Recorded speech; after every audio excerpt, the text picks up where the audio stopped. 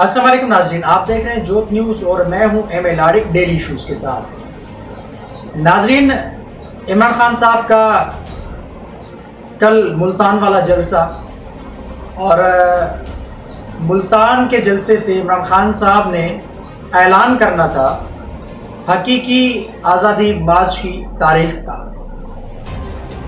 उस पर बात करेंगे पूरे इस जलसे के हवाले से। इसमें शाह महमूद कुरैशी ने क्या बात की है, इसमें शेख रशीद ने क्या बात की है और ख़ास करके इमरान खान साहब की जो कल की जो तकरीर है उसके हवाले से बात करेंगे। चलते हैं, शुरू करते हैं मुल्तान के जलसे के हवाले से। कल मुल्तान का जलसा इमरान खान साहब का, बड़ी तादाद में लोग, और बिल्कुल इसमें कोई शक नहीं, मुल्तान के लोगों ने एक शानदार इस्तकबाल किया इमरान खान साहब का। मुल्तान बेसिकली एक तारीखी एतबार से औलिया कराम की धरती, हजरत बहाउद्दीन ज़करिया, हजरत शाहरुख आलम की धरती और इमरान खान साहब की पार्टी के वाइस कप्तान जो हैं शाह महमूद कुरैशी साहब, उनका शहर। और मुल्तान तारीखी एतबार से, जैसे मैंने कहा, औलियाओं की धरती है, इसमें कोई शक नहीं, बहुत बड़ा नाम है मुल्तान का। वहां से ऐलान होना था तहरीकी हकीकी आज़ादी मार्च की तारीख का। तो इमरान खान साहब ने बातें की हैं कुछ उस पे, इस जलसे के हवाले से। अच्छा, मुल्तान का जो शुमार होता है वो जनूबी पंजाब से होता है और जनूबी पंजाब का एक बहुत बड़ा हिस्सा, जिसमें खास करके सराइकी लोग बसते हैं। सराइकी जबान वो बोलते हैं, बेसिकली पंजाबी हैं लेकिन सराइकी बसते हैं। अच्छा, उसी जनूबी पंजाब के हवाले से एक तारीखी एतबार से जो बहावलपुर रियासत हुआ करती थी, बेसिकली बहावलपुर रियासत थी, यानी एक तारीख में बहुत बड़ा नाम है मुल्तान का, या मुल्तान से रिलेटेड जो शहर हैं, जैसे मैंने बहावलपुर का जिक्र किया। तो उस मुल्तान से कल तारीख का ऐलान होना था, लेकिन तारीख का ऐलान क्यों नहीं हुआ वो आपको बताते हैं। शेख रशीद ने तकरीर में इमरान खान साहब को कहा कि खान साहब, मैंने आपको पहले भी मशवरे दिए लेकिन आपने मेरे मशवरों को नहीं माना। इमरान खान साहब को कल फिर शेख रशीद ने मशवरा दिया कि आप पंजाब की जो सूरत हाल है अभी इस वक्त, जैसे 25 पंजाब के जो मुनरिफ अराकीन है तहरीक इंसाफ के, उनको इलेक्शन कमीशन ने डी-सीट कर लिया। ये बहुत बड़ा फायदा पहुंचा है तहरीक इंसाफ को या इमरान खान साहब की इस तहरीक को। तो उसके हवाले से शेख रशीद ने कहा कि पंजाब में गवर्नर राज लगा दें आप, और इमरान खान साहब को कहा कि अगर इमरान खान साहब हुक्म करें मुझे, तो मैं इसी असेंबली से इमरान खान साहब को दोबारा वजीर आजम भी बनवा सकता हूं। सिर्फ एक वोट का फर्क है, इसमें कोई शक नहीं है कि इमरान खान साहब अगर चाहें तो इसी असेंबली से दोबारा वजीर आजम बन सकते हैं, लेकिन इमरान खान साहब नहीं चाहेंगे ऐसे, क्योंकि इमरान खान साहब का मूड है कि मुझे 2/3 अक्सरियत मिले ताकि मैं फैसले अपनी मर्जी से कर सकूं। तो इस वजह से वो इलेक्शन चाहते हैं। शाह महमूद कुरैशी साहब ने, जैसे मैंने कहा, कि जनूबी पंजाब से वास्ता रखते हैं, यानी मुल्तान। उन्होंने कहा कि मैं आज इस ग्राउंड में जो खड़ा हूँ, मेरे दाएं और बाएं जानिब हजरत शाहरुख आलम और हजरत बहाउद्दीन ज़करिया, दोनों औलिया कराम की इस धरती के बीच में यहाँ खड़ा होके मैं अपने मुल्तान के लोगों को खिराज पेश करता हूँ और मुल्तान के लोगों की आवाज बुलंद करता हूँ। तो उन्होंने इमरान खान साहब को मुखातिब होते हुए कहा, या लोगों से मुखातिब होते हुए कहा कि इमरान खान साहब, मुल्तान के लोगों की क्यों डिमांड है, मुल्तान के लोगों की जनूबी पंजाब सूबा की डिमांड क्यों है? क्योंकि उनके साथ नाइंसाफी की गई, उनके साथ नारवा सलूक किया गया है। अयूब खान के दौर में सिंतास मुआहदे का जिक्र उन्होंने किया कि उसमें पानी मिलना चाहिए था जनूबी पंजाब को, लेकिन नहीं दिया गया। फिर उन्होंने जुल्फिकार अली भुट्टो का जिक्र किया कि जुल्फिकार अली भुट्टो ने सिंध के रूरल एरियाज को पानी दिया, सिंध की बंजर जमीनों को आबाद करने के हवाले से पानी दिया, लेकिन जनूबी पंजाब को जुल्फिकार अली भुट्टो ने भी पानी नहीं दिया। जुल्फिकार अली भुट्टो को इसी मुल्तान ने जितवा के असेंबली में भेजा था, लेकिन जुल्फिकार अली भुट्टो ने भी पानी नहीं दिया। बहरहाल पानी का एक बहुत बड़ा इशू है, पानी का बहुत बड़ा मामला है, जिसमें खास करके सिंध के साथ जनूबी पंजाब को तो छोड़ें, पूरे पंजाब को छोड़ें आप, बाकी सारे सूबों को छोड़ें, लेकिन जो दरिया जिस सूबे से मंसूब है, जिसका सबसे पहले उस पानी पे हक है, वो है सिंध।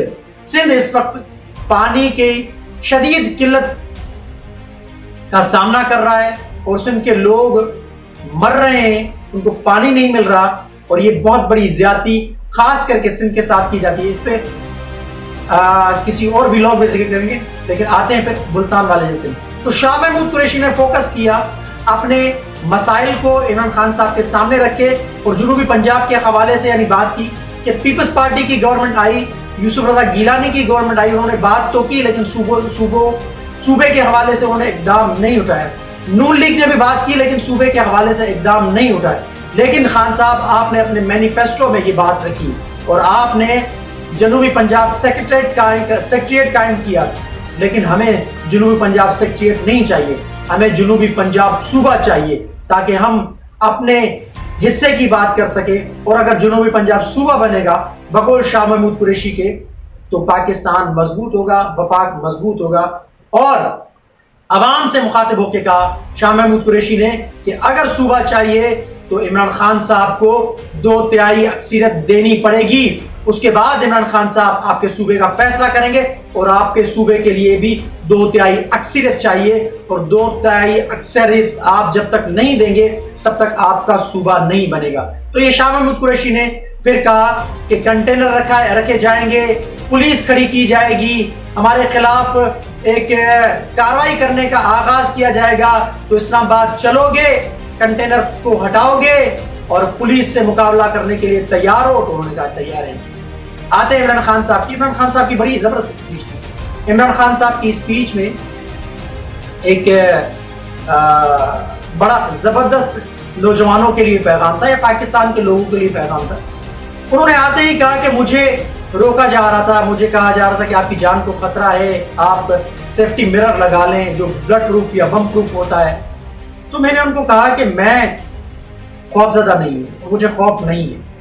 उन्होंने मिसालें दी कई सारे। उन्होंने एक दुनिया का सबसे पहला जो इंसान जो सबसे बड़े पहाड़ पे चढ़ा, अपना माउंट एवरेस्ट पे एक जो इंसान चढ़ा, उसका नाम था अपना माउंट एवरेस्ट के ऊपर वो चढ़ा, उसका नाम था अपना एडमंड हेनरी। एडमंड हेनरी का उन्होंने जिक्र किया। उन्होंने कहा कि माउंट एवरेस्ट के ऊपर दुनिया का सबसे जो पहला इंसान चढ़ा, वैसे तो कई लोगों ने चढ़ने की कोशिश की, लेकिन वो या तो मर गए, वो या तो नाकाम हुए, लेकिन माउंट एवरेस्ट के ऊपर दुनिया के सबसे पहले इंसान ने, एडमंड हेनरी ने, ये सोचकर उस पर कामयाबी हासिल की कि तो उसने सबसे पहले अपने खौफ के ऊपर कंट्रोल किया। उसने खौफ के ऊपर कंट्रोल किया तो वो पहाड़ पे चढ़ गया और कामयाब हो गया। उन्होंने कहा कि कोई भी जर्नल अगर मौत से डरेगा या लड़ाई से डरेगा तो तमगे कैसे जीतेगा, वो कामयाबी कैसे हासिल करेगा। कोई बिजनेसमैन अगर नुकसान से डरेगा, सबसे पहले नुकसान का खौफ उसके दिल में आएगा, उसके जहन में आएगा, तो वो फायदा कैसे हासिल करेगा। कोई क्रिकेटर मैच कैसे जीत सकता है जब तक उसके दिल में और दिमाग से खौफ ना निकले। तो खौफ के भूतों को तोड़े नौजवानों को, उन्होंने कहा। ये मोटिवेशनल स्पीच थी इमरान खान साहब की, जो एक लोगों के अंदर शऊर बेदार करने के हवाले से बहुत जबरदस्त स्पीच है। और बिल्कुल ऐसी स्पीचेस करनी चाहिए जिसमें नौजवानों के दिलों के अंदर या लोगों के दिलों से या दिमाग से खौफ निकले। बिल्कुल उन्होंने हुजूर सल्लल्लाहु अलैहि वसल्लम का जिक्र किया कि उन्होंने बैतुल्लाह में जो बुतों को जो तोड़ा, वो खौफ के बुतों को तोड़ा, लोगों के दिलों में अंदर जो खौफ था उन बुतों को तोड़ा, उसके बाद वो कामयाबी उनको मिली। तो हमें भी खौफ के बुत को तोड़ना होगा, जैसे मैंने तोड़ा है। उन्होंने कहा कि मुझे जैसे बार बार कहा गया कि आपकी जान को खतरा है, लेकिन मैंने फिर भी रिस्क ली। रिस्क अगर कोई इंसान नहीं लेता, जाहिर सी बात है वो कामयाबी की तरफ नहीं बढ़ सकता। नुकसान जिंदगी के अंदर आते हैं, लेकिन नुकसान के बाद फायदे भी मिलते हैं, इसमें कोई शक नहीं। इमरान खान साहब ने बहुत जबरदस्त बात की। तो उन्होंने नौजवानों को मुखातिब होते कहा कि खौफ के बुतों को तोड़ना होगा, जब जाके कामयाबी मिलेगी। और हमें भी डराया गया है, हमें खौफ में रखा गया है कि अगर सुपर पावर अमेरिका की गुलामी नहीं करोगे तो आप के मुल्क को नुकसान मिलेगा और आप आगे नहीं बढ़ सकोगे। तो हम कोई गुलाम नहीं अमेरिका के, हम गुलामी को तस्लीम किसी सूरत नहीं करेंगे। हम अमेरिका की गुलामी के खौफ को तोड़ते हैं, उस खौफ के बुत को तोड़ते हैं, गुलामी की जंजीरों को तोड़ते हैं। हमें किसी सूरत ना अमेरिका की गुलामी काबिल कबूल है और ना यहाँ मुल्क में रहने वालों की गुलामी काबिल कबूल है। इमरान खान साहब की स्पीच बहुत जबरदस्त। इमरान खान साहब ने मरियम नवाज के हवाले से भी एक बात की। तो उन्होंने कहा कि मरियम को मुखातिब होते हुए कि मेरा नाम ध्यान से लो, ऐसा ना हो कि तुम्हारा शोर नाराज ना हो जाए। उसमें नून लीग के लोग अपना उन्होंने नाराजगी का इजहार किया या गुस्से का इजहार किया है कि जबान संभाल के बात करो, हमें भी जबान खींचना आती है। राना सनौला ने जैसे बयान दिया है। तो बहरहाल इस किस्म के अल्फाज ना इस्तेमाल किए जाए तो बेहतर है, क्योंकि ऐसे अल्फाज जेब नहीं देते किसी भी बड़े लीडर के एतबार से। तो इमरान खान साहब ने जो अपनी स्पीच की वो जबरदस्त थी।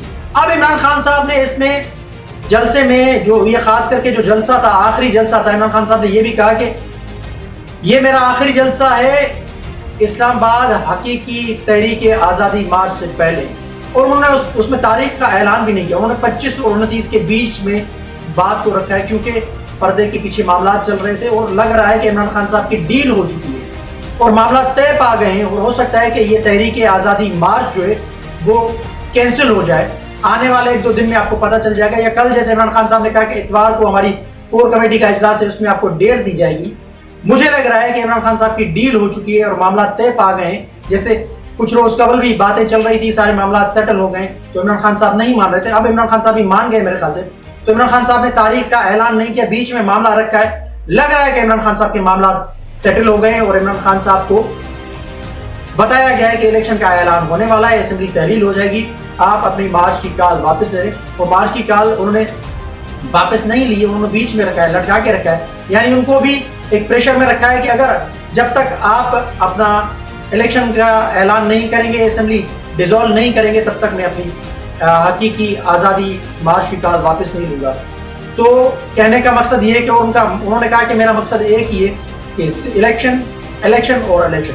तो बहरहाल आपके सामने सारी चीजें रखी है इमरान खान साहब के मुतल्लिक भी, और इमरान खान साहब ने जो 25 और 29 के बीच में मामला लटकाया हुआ है उसके हवाले से भी लग रहा है कि डील पक्की हो गई है और डील फाइनलाइज हो चुकी है। अब मामला सेटल हो चुके हैं। इस वजह से इमरान खान साहब ने तारीख नहीं दी को 25 और 29 के बीच में मामले को लटकाया है। तो कमेंट सेक्शन में अपनी राय का इजहार जरूर कीजिएगा। तब तक के लिए अल्लाह हाफ़िज़।